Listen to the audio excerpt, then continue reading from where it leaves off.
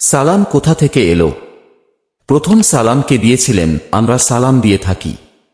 সালামে বলা হয় আসসালামু আলাইকুম। এর মানে আপনার ওপর শান্তি বর্ষিত হোক। এর উত্তরে বলা হয় ওয়া আলাইকুমুস সালাম। এর মানে আপনার ওপরও শান্তি বর্ষিত হোক। সালামের মাধ্যমে পরস্পরের শান্তি চাওয়া হয়।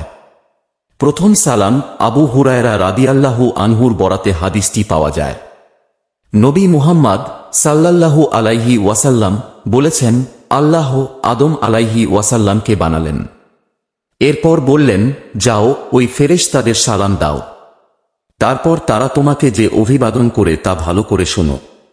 এটিই হবে তোমার এবং তোমার সন্তানদের অভিবাদন। তারপর আদম আলাইহি ওয়াসাল্লাম বললেন, আসসালামু আলাইকুম।